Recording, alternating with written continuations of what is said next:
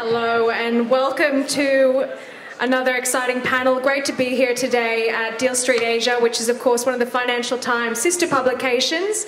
FT is owned by Nikkei, and of course Nikkei bought a majority stake in Deal Street Asia earlier this year. So wonderful to be here and with my esteemed panelists. And the topic today is on the shifting directions in Chinese money. And that's been a topic, it's been a topic that the FT has been looking at editorial in a lot of detail this year. And if you do want to keep up with this topic going forward and other key developments in Asia tech, please check out our newsletter in partnership with the Nikkei, which is Tech Scroll Asia, which you can find us at ft.com/TSA. So I thought I'd start by asking my panelists for a brief introduction of what they're doing, what they're focusing on, but also what Chinese money means to them and what they define that as. Benny, would you like to start? Yeah, first of all, self-introduction, Benny Chen. We are a very new VC in this region. Base capital started February, March this year. But the team and founding members are deeply engaged in this market for the last 5 years. We were ex-Alibaba and financial team who actually covered the deal from India to Indonesia, including a few unicorn companies over the last 4 or 5 years. So I think everyone sitting here, the panelists are VC, common GP LP structure. So the LP is also diversified, including us. I don't know how to define, where the money is coming from, Chinese or not. But one thing we have in common is Helen, Patrick, Yinglan, and myself are either deeply, engaged in the Chinese market, in the VC market, investing in company in China, or people like us, we have a very strong background from China internet companies. So I was very fortunate to be part of the team. When I was in Alipay, investing in Paytm, Zomato, and a few other companies. So we've been seeing that the growth of Chinese internet industry companies, founders. I think that's make the panelists slightly have part of things in common. Hi, I'm Yinglan. I run Insignia Ventures Partners, which is a Southeast Asia-focused venture capital fund, early stage. We have two things that I think we try to do a little bit differently. One is that we have an in-house tech team, which actually pertains to the question on what does Chinese money mean, because actually we found a lot of interesting Chinese entrepreneurs have outsourced tech teams in Shenzhen, but they're tackling the local market, which actually is an interesting combination.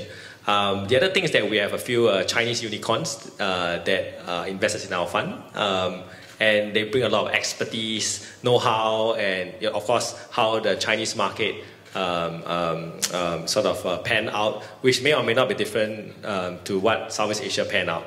So I think what Chinese money means to us is, hey, a lot of expertise, a lot of know-how from China, which needs to be translated to adapt to Southeast Asia. I think generally better software expertise. And I think third, we have this article that Bill Gurley, I think, mentioned about Masa's capital as a weapon. I don't think Masa pioneered that. I think the Chinese investors probably pioneered that in China. And I think Helen and Patrick can talk more a little bit about that.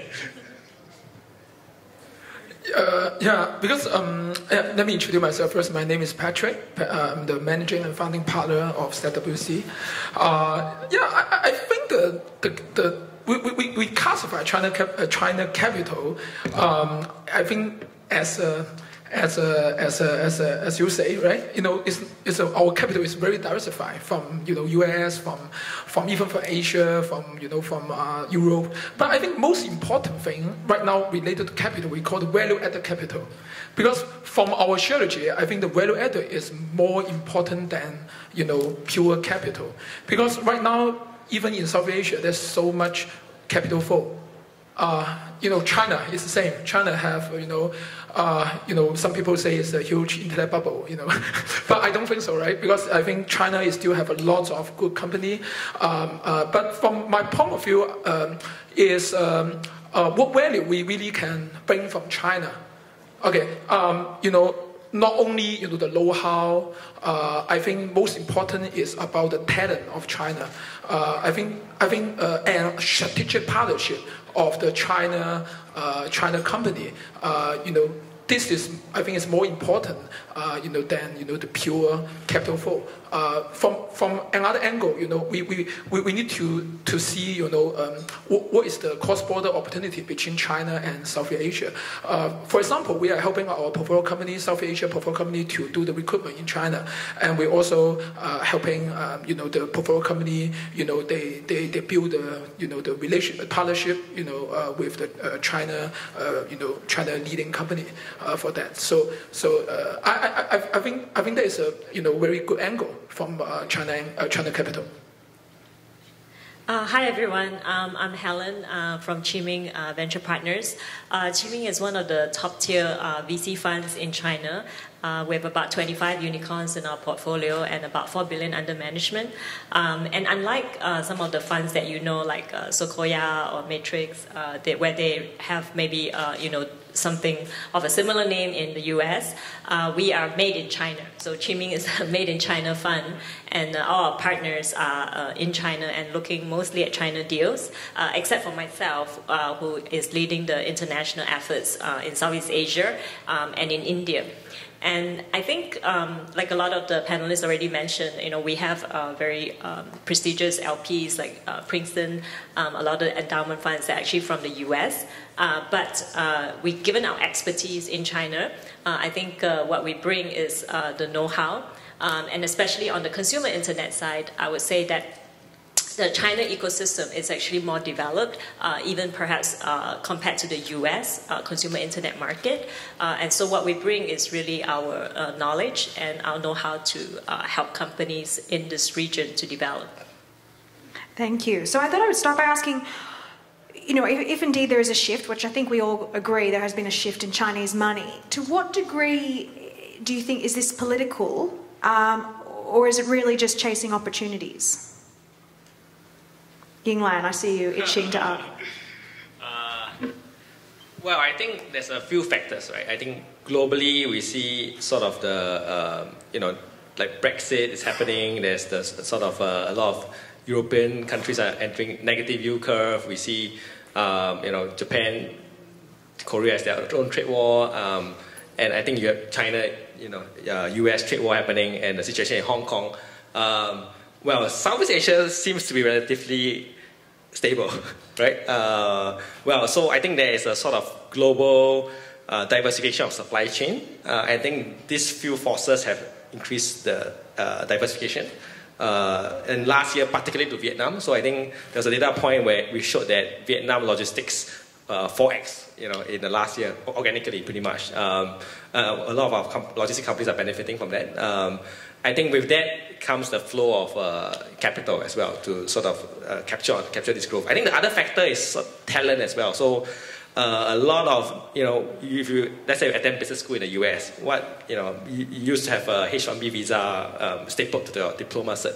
I think a lot of them, due to the trade war, a lot of them are, unable to stay in the US now. And a lot of them are saying, hey, I'm seeing some of these unicorns in Southeast Asia. I'm ethnically Indonesians or Vietnamese. Why don't I come back to capitalize on this opportunity? So I think this whole sort of factors, and it's not just actually China. I think Japan, Korea as well is sort of flocking to our part of the world to capitalize on the growth, the middle class growth. And I think it's a very interesting situation in Southeast Asia right now. It is interesting, but as you say, and yes, it is more stable perhaps, but I guess the global problem of not having enough talent is still a problem here, and I think it will start to hit a lot of companies in Southeast Asia as they start to grow. So Patrick, you mentioned what you can bring in terms of talent. What did you mean by that, and how do you think you can solve this problem? Yeah, return to your question. I think this is not a political issue from our fund angle, because I think the capital is followed the opportunity and returns. And so I think the key issue is the China, we are the China fund, we invest in China for more than 10 years. China is entering into the consumer internet second half, right? But in South Asia, still the first half. So that's the reason why more and more China capital, they want, because, China, if you see the past 10 years, the best return, of the deal is from consumer sector, consumer internet sector. And it's very fast, but even if there's high risk, you see, in the recent case, like even the mobile or even, ByteDance or, even, all the consumer internet company, if you can win the war, you can become, winner take all situation. And I think that China has experienced these 10 years or, more, even 20 years, we call the 红利, the benefit about the consumer internet, the benefits. So, surplus. And so we want, to capture, South Asia, stuff. And then about the talent issues is, the capital also follow the talent, where talent go, right? But because in the past few years, we find that more and more Chinese good entrepreneur, even though they do the startup in China, but the successful rate is declining.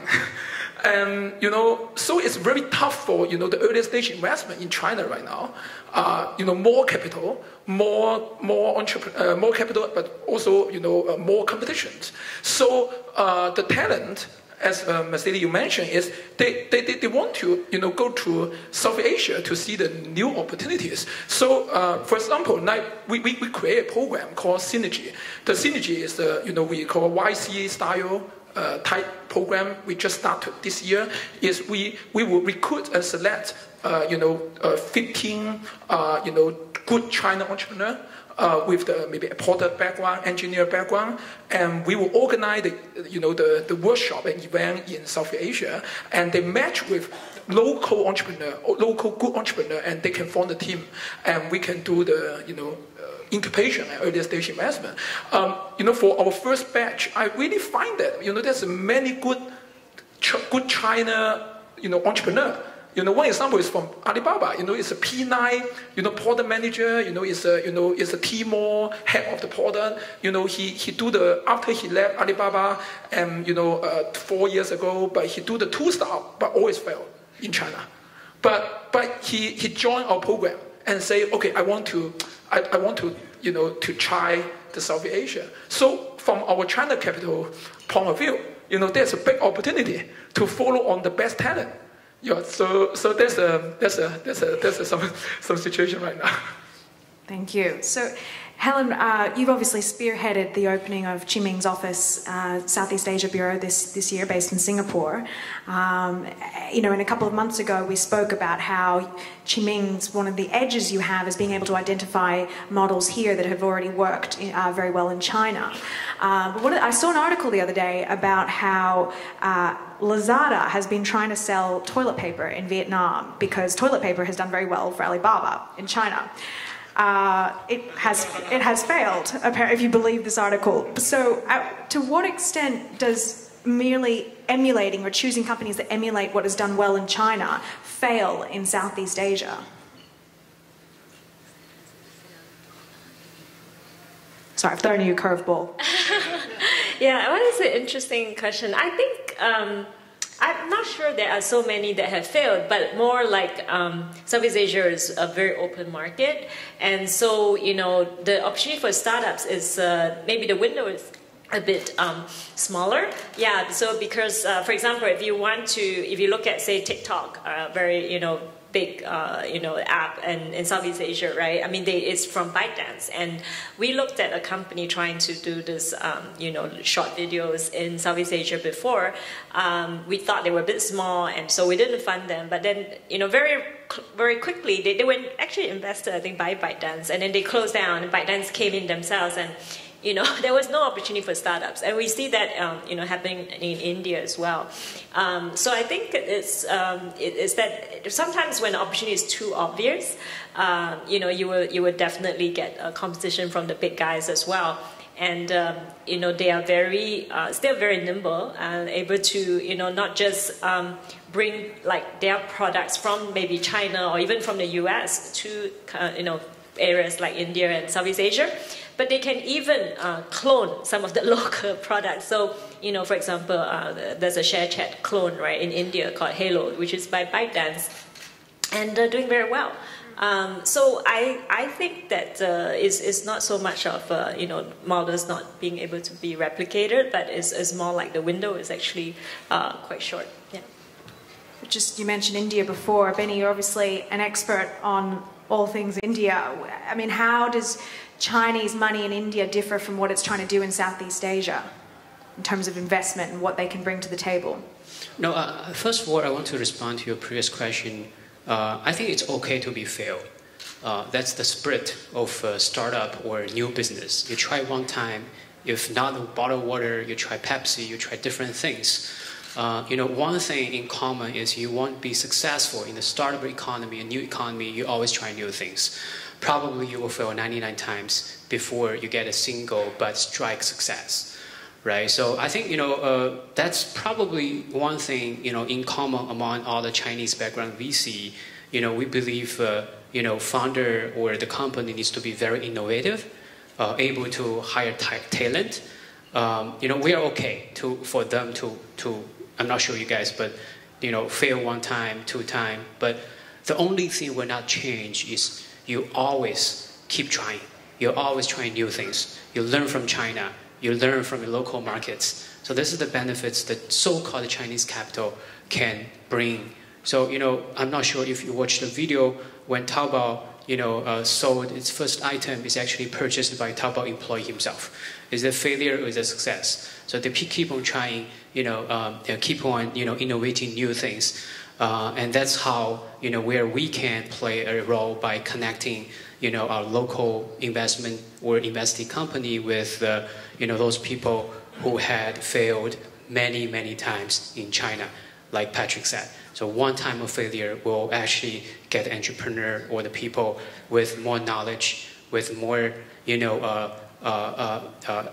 attitude to deal with this kind of situation. So we will view that entrepreneur more mature than, I'm okay, first time I fail, I finish my business. We don't want people like that. So probably that's one thing in common, across, the Chinese VC, because we have met too many people who did probably 100 times failure, either a campaign or a startup in China before. And just on India, it's one of the few places where Chinese and US investors are competing directly. Who do you think wins there? Who has more of an edge?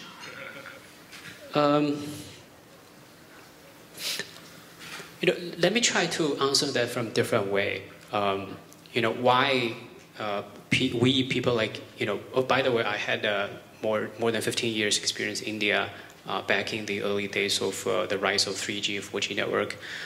So I think, also, by the way, I'm from Hangzhou. 10 years before, when I was in Singapore, people don't know where is Hangzhou. So now I don't think you guys need a location to identify where is the city and what the city is about. If I look at 20 years ago in Hangzhou, right? So today everyone goes to Hangzhou. Oh, Alibaba has a huge campus, fantastic building. 5 years ago, 10 years ago, 15 years ago, it was not like that, right? So there was no five-star hotel. The road was not built. The distribution channel is very broken. People are not very wealthy. They don't speak English. Things are changing. So I see similarities in cities in India. I was in Mumbai 15 years ago, in Delhi, and Gurgaon was entirely not there. If you go back, 5 years ago, Jakarta was very different than the Jakarta today. I think this is the common, of course there are more difference among the cities as well, but I can see the common things. I stayed in DC for a while, so if you go back 10 years before in US, any of the town, San Francisco or East Coast, West Coast, I think the difference, the gap was not that great compared to what we see today. So hereby, I think,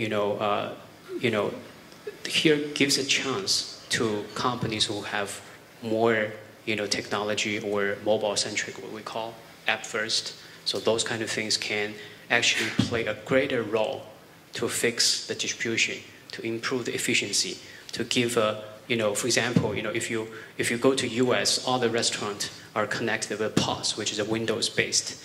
And China does not have the Windows-based POS at all before. Now everything is Android, cheap devices, smart devices, collect data. India, Southeast Asia, I see where the opportunity will come from. So, I would say Chinese, companies or economy will be more similar, to India, Southeast Asia. So that gives us a chance. And, we don't see Windows POS will play a role in India or Jakarta anymore. It's going to be Android-based. It's going to be smart devices, face recognition, fingerprint, biometrics. So those are the leapfrog, gives us a better chance to identify. And also, sort of things we call empower, our investing company to have, learn the history, what happened in China, and probably get a better chance to have less failure, more success. Thank you. So I'm interested as well in kind of direct investment by some of the big Chinese companies. We've obviously seen Alibaba in Paytm, Lazada. We've seen, Tencent and JD and Gojek.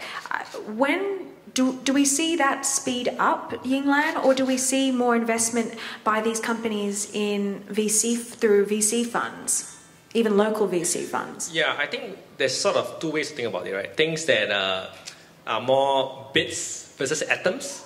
So I think the bits guys, like what Helen mentioned about ByteDance, they're going to do it themselves. They're very formidable. They can clone even the local versions. I think things that have more, atoms, right? So logistics, for example, which you are a big investor in. Things that require licenses, fintech, insurtech. A little bit more tricky for these Chinese juggernauts to come and grapple with. I give you a funny story, which is I shouldn't name the name, one of the Chinese juggernauts called me one of these days and said, oh, I'm in trouble. Several of my guys are in prison because they didn't have a work permit because they were live streaming something in Southeast Asia, and one of the competitors whistleblown. So I had to go call some minister to get them out of prison. So when there's sort of things that require regulatory approval, licenses, I think they tend to get a bit of trouble. And they tend to choose to invest and partner rather than do it themselves. Whereas things that are more like advertising based, Google, Facebook are doing very well in Indonesia, for example. Live streaming, Bigo, YY, those type of models, they tend to do a DIY model. I think however, I think we have taken the perspective that of our, 20 core companies, 19 are all local entrepreneurs. Those guys generally know the market. They can navigate the local markets and can navigate sort of the regulatory and the local nuances. But I think net directionally, if you look at where the macro winds are shifting, I would think that this Chinese juggernauts will increasingly deploy more capital this part of the world, simply because sort of China macro is sort of slowing a little bit, and then I think this middle class, sort of growing, and mobile smartphone penetration is growing rapidly. So I think it's a region that the Chinese juggernauts cannot ignore. Well, we all know who to call if you are in prison or have any trouble now, at least Yinglan Tan. But you spoke about the macro environment in China. We've spoken about regionally and Chinese money shifting its flows and directions. There's still a lot of opportunities in China, though. A lot of young companies that need nurturing and need to grow. Why aren't more Chinese VC funds investing closer to home, being their own backyard, not the neighborhood? I think there are. I mean, actually, to be honest, I don't think there's that many Chinese VC funds in Southeast Asia still. I mean, we are a handful.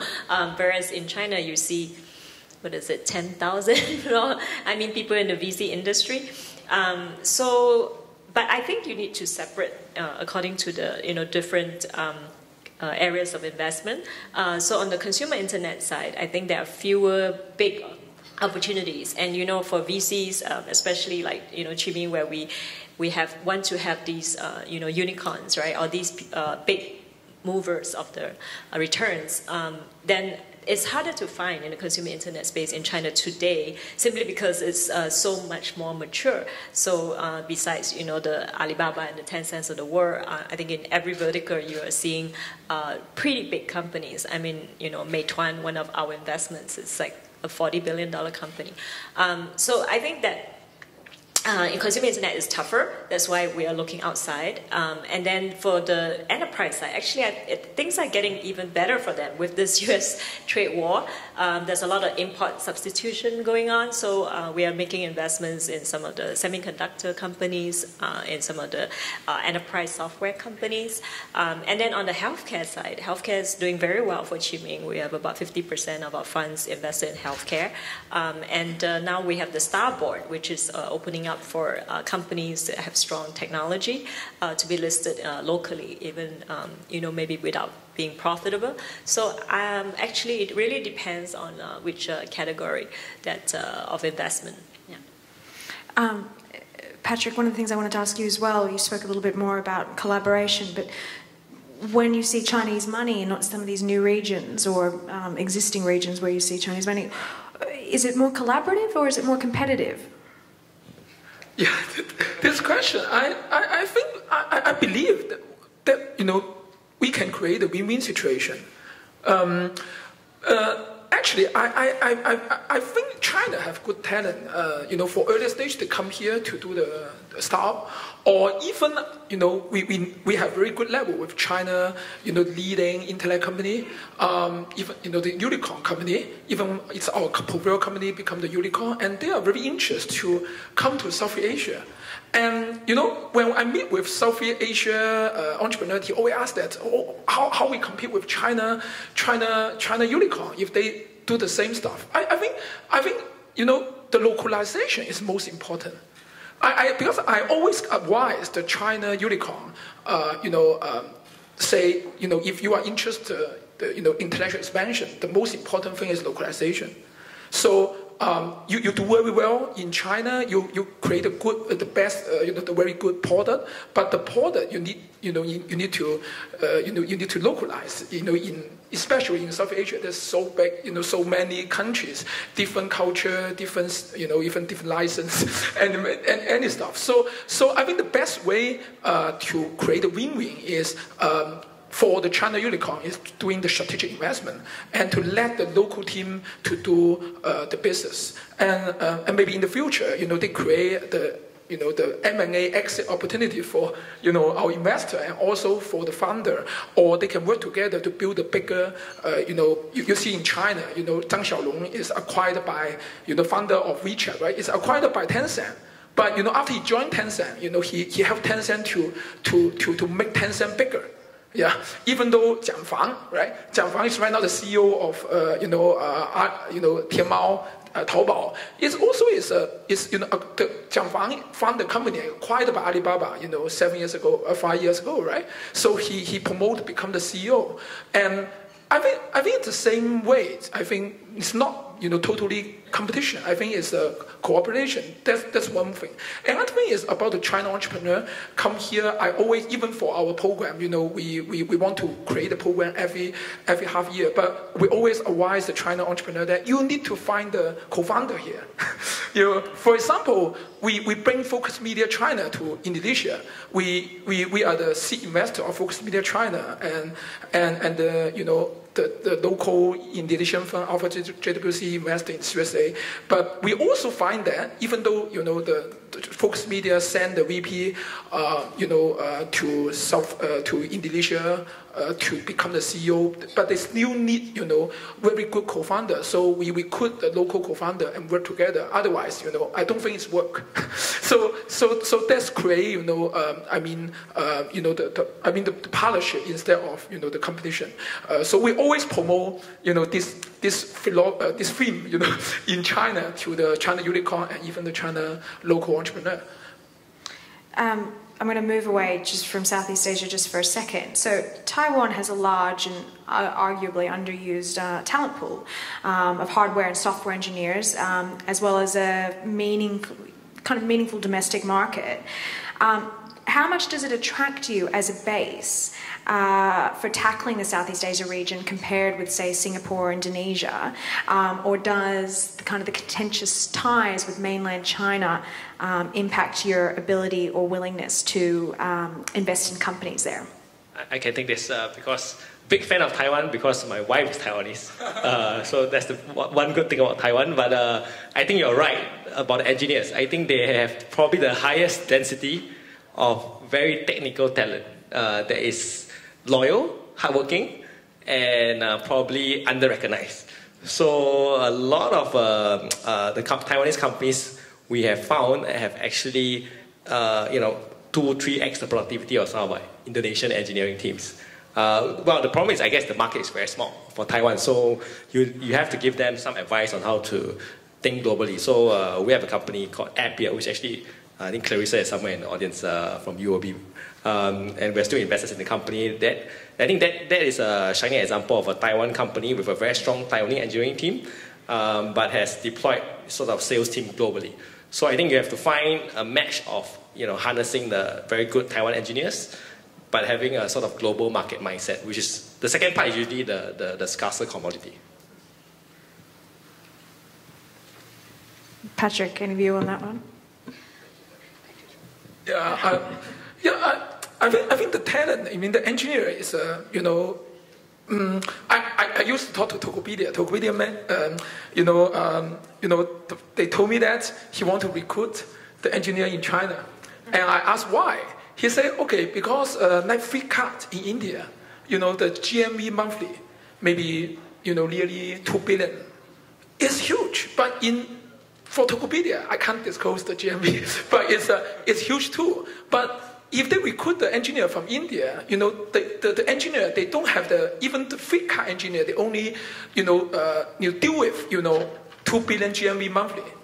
But in China, you can easily to find, the engineer and architect, they deal with huge traffic and huge transactions. So that's the reason why even Tokopedia, he are very interested to recruit the architect and engineer there. So there is we always think about we are the China, we call the China capital, but how we can do the investment here. I think the most important thing is I think the best startup, they also choose the investor, right? So if we, Yinang is very local. we so from our point of view, I think we need to provide the value added, and the startup company also, they see the value added, and that's a good match. They choose us and we choose them. And I think the best entrepreneur, best startup, the founder should smart to find whether we can really do the value added in terms of the talent and more. So for our fund, we have the in-house headhunting team. We build a headhunting team in-house. We have only 2 persons, but all come from the professional headhunter. Because we do this in China right now. We help our portfolio company to recruit the CMO, CSO, or even the talent and even the the engineer. So we want to use these resources to do in South Asia too. So, knowing that our time is nearly up, I think I just wanted to summarize by saying, it's a very strong fundraising environment globally at the moment, and Chinese money is definitely contributing to that.